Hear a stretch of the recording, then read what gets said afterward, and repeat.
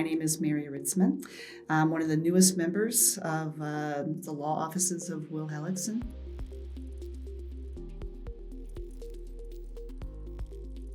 First, a little bit about myself. I am not German. I'm American. I'm an American lawyer. I was born and raised in Atlanta, Georgia. I eventually moved to North Carolina with my family, which gave me the opportunity to attend the University of North Carolina at Chapel Hill. Very proud Tar Heel. From there, I attended the UNC, University of North Carolina School of Law. So while I was at UNC, I looked left and I looked right and I thought, what am I going to do? What's my career going to be?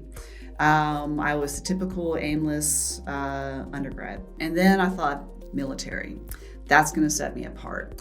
So it was 1992. I looked at all the different services and I chose the United States Marine Corps because they were the toughest.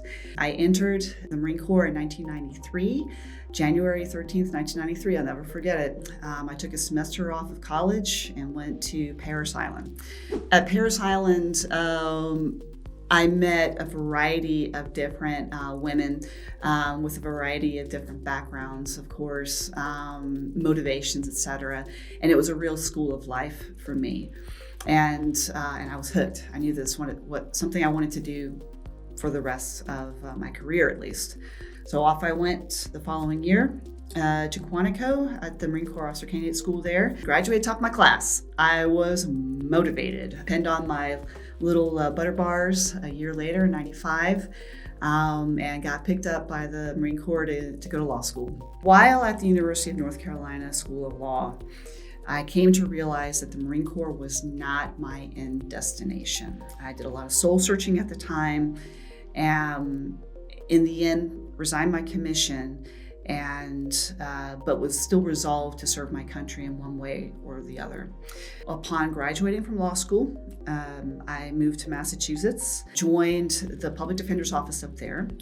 And while I was there, I decided, okay, I'm missing the military. I'm going to join the Massachusetts National Guard. It was a wonderful experience. I had duty in Cape Cod, in Boston, in the Worcester area. I really, really loved it. And the good people of the National Guard sent me down to the JAG Corps. Also, one of the best summers of my life. I really enjoyed it. And while I was there, I thought, okay, you know what? I want to do this full time. So that was September of 2001. When I finished my Army JAG course. We all know what happened on September 11 of the same month. That rocked my world, changed my world, and eventually led to me going active duty. I did not go back to the Massachusetts National Guard. Instead, I went active duty with my first duty station being in Germany. Little did I know at the time that this was a fateful move for me because when I moved to Germany, I immediately started doing defense work. That was my main job, trial defense. But I also met my now husband of 20 years. I was on active duty for 2 years, and then I started my family, stepped away from the active component and joined the reserves. So I've been a Reserve JAG attorney pretty much ever since. I just this year hit my 30-year mark with the military. And that was a big deal for me because I thought, okay, Mary, you are now pretty much a civilian. And while I've been practicing on my own in private practice all this time, as well as doing Army Reserve work, I haven't really been able to pursue the career that I've wanted to pursue.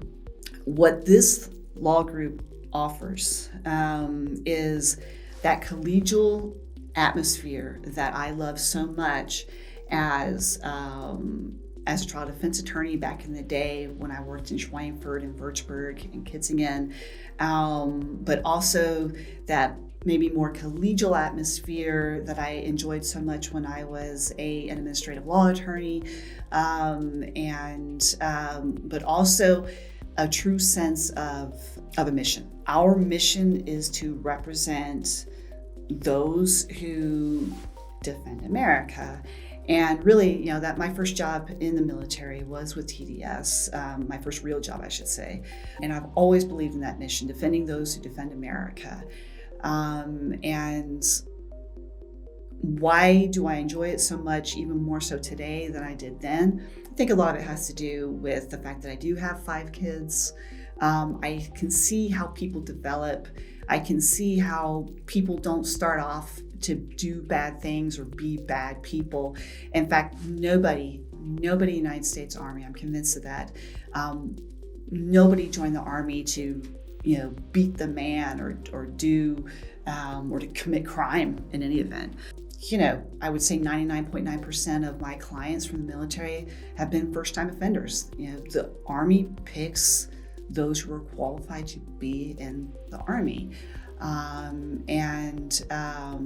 love serving soldiers, and I look forward to doing more of that in this highly dynamic and motivated atmosphere that's been established by this law group. Just to say a little bit more about myself and my experience, I started my career as a litigator, first obviously as a public defender, but then later with Trial Defense Services. I have got about 7 to 8 years of pure TDS experience, whether as a trial defense attorney or as a senior defense attorney. On top of that, I also served as a military magistrate when I was in Schweinfurt as a reservist. That gave me the opportunity to see how the Polizei, but also CID and military investigators, how they build a case from the beginning. It was a fascinating experience for me, and I actually really enjoyed it. My last job as a reservist was as a command judge advocate. So while I did not prosecute any cases, that's pretty rare in the reserve component to prosecute cases, I did a lot of administrative actions, and I really saw it from the command point of view. Maybe that's not interesting to soldiers, but it should be, because I learned how commanders think. I understood and I understand now about the purpose of the UCMJ, the purpose of all these crazy administrative regulations that we have. Okay, but what was missing, and what I brought, I think, to my commander at the time was the human element. Okay, why do we have these force multipliers? Why do we have these regulations? That's so that we can achieve the mission.